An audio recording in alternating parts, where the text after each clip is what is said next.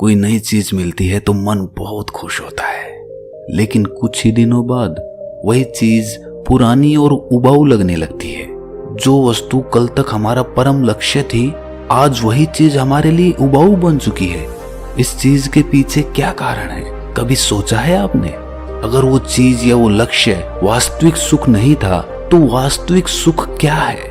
चलिए ये बात इस बोध कहानी के माध्यम से समझने की कोशिश करते हैं।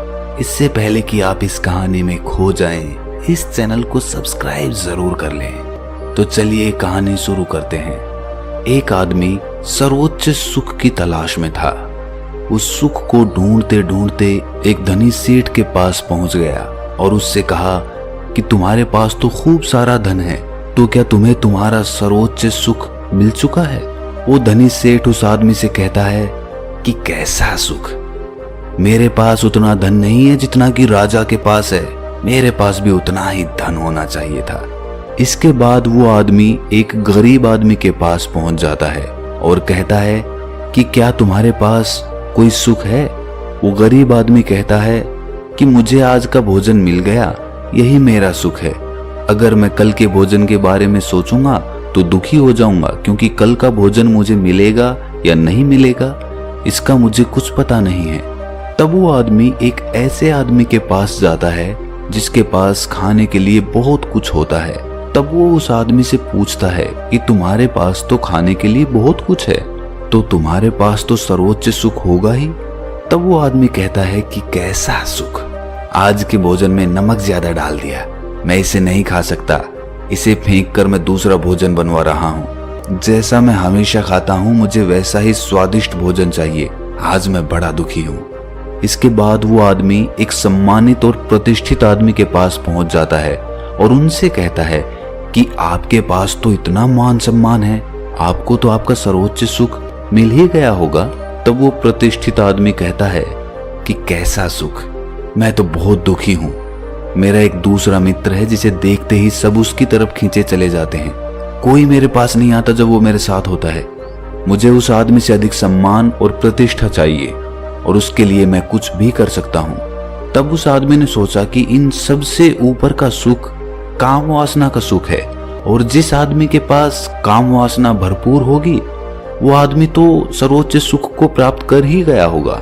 यही सोचकर वो एक ऐसे आदमी के पास जाता है जो काम वासना के चरम पर होता है और उससे जाकर पूछता है कि क्या काम वासना से तुम्हें सर्वोच्च सुख की प्राप्ति हुई है? तब वो आदमी कहता है कि कैसी प्राप्ति, अभी तो बस मैंने शुरुआत ही की है। मुझे रोज नई स्त्री चाहिए, मुझे कुछ नया चाहिए। अब तो जीवन भी व्यर्थ सा लगने लगा है। मेरे मित्र मुझसे कहते हैं कि मुझे नगर जाना चाहिए, वहीं मेरी काम वासना की पूर्ति होगी, लेकिन वहां जाने के लिए मेरे पास पैसे नहीं है।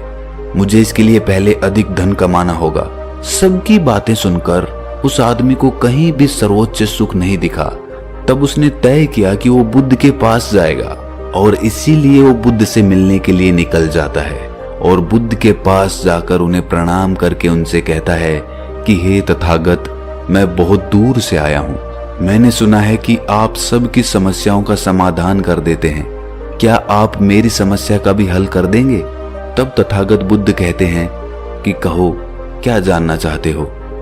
तब वो आदमी कहता है कि हे तथागत, मैं पूरी दुनिया के भ्रमण पर गया था ये जानने के लिए कि सर्वोच्च सुख क्या है। एक ऐसा सुख जिसे मिलने के बाद किसी दूसरे सुख की लालसा ना रहे, आदमी परिपूर्ण हो जाए। एक ऐसा सुख जिसकी कामना हर कोई करता है, ऐसा सुख जो कोई भी नहीं चाहता कि उसके जीवन से जाए। परंतु मुझे अभी तक ऐसा कोई भी सुख नहीं दिखा जो सर्वोच्च हो, जिसके पाने के बाद इंसान कह सके कि मुझे और कोई सुख नहीं चाहिए, यही मेरे लिए सर्वोच्च सुख है। हे बुद्ध, क्या सच में ऐसा कोई सुख है जिसके मिलने के बाद किसी दूसरे सुख की कामना ही ना रहे?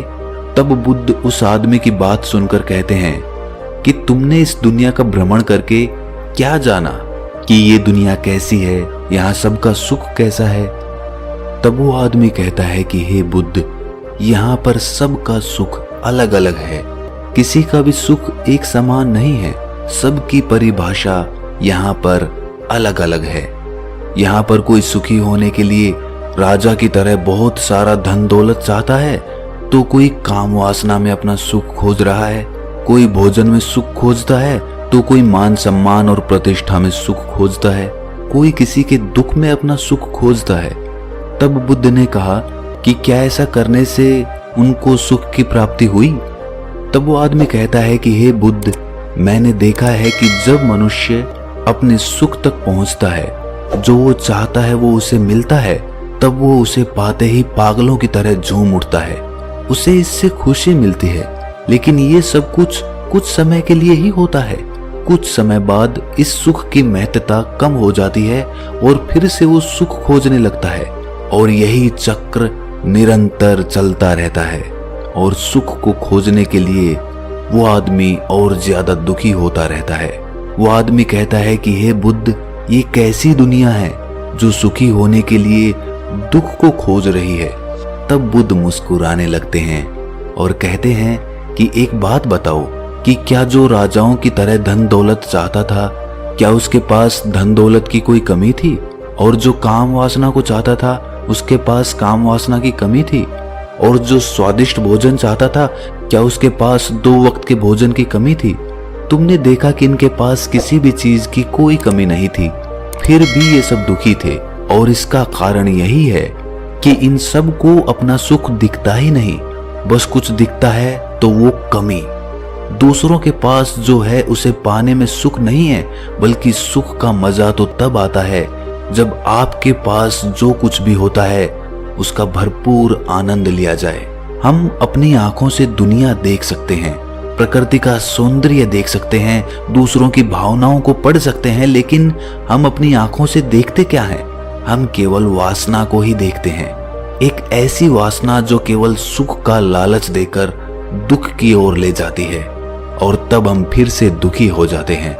तब वो आदमी पूछता है कि हे बुद्ध, कि क्या कोई ऐसा सर्वोच्च सुख नहीं है जो जीवन में यदि एक बार आ जाए तो जीवन में किसी दूसरे सुख की जरूरत ही महसूस ना हो, तब वो पूर्ण रूप से संतुष्ट होकर अपना जीवन जिए। इस पर तथागत बुद्ध कहते हैं कि यही कामना तो हमारे दुख को जन्म देती है, क्योंकि कामना हमारे स्वार्थ से भरी होती है। इसीलिए कामना करते ही दुख स्वतः उत्पन्न होने लगता है। कभी वो दुख जल्दी आ जाता है तो कभी सुख के पीछे, लेकिन आता जरूर है।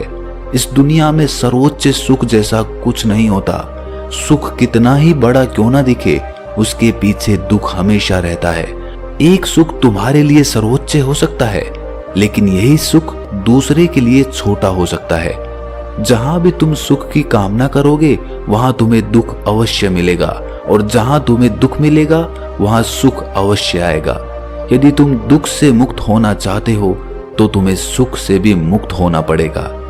आज तुम दुखी हो क्योंकि तुमने सर्वोच्च सुख की कामना कर रखी है, लेकिन यदि तुम अपने सर्वोच्च सुख के दुख को जान लोगे तो तुम आज अभी सुख का अनुभव कर सकोगे। लेकिन याद रहे, सुख का लालच ही दुख का कारण होता है। इसीलिए अपने आप को तुम सत्कर्मी बनाओ, सत्कर्मी बनो। तुम्हारे सत्कर्म ही तुम्हें सुख और दुख दोनों से मुक्त करेंगे। जब तुम दोनों से मुक्त हो जाओगे तो ठीक वैसे ही बन जाओगे जैसे कीचड़ में कमल का फूल खिलकर भी कीचड़ से मुक्त रहता है। ये बातें सुनकर उस आदमी को तो समझ में आ गया कि असली सुख क्या होता है, लेकिन क्या आपको भी समझ में आया कि वास्तविक सुख क्या होता है? कमेंट सेक्शन में जरूर बताएं और इस चैनल को सब्सक्राइब करना ना भूलें। तो मिलते हैं अगली कहानी में, तब तक के लिए अपना ख्याल रखें।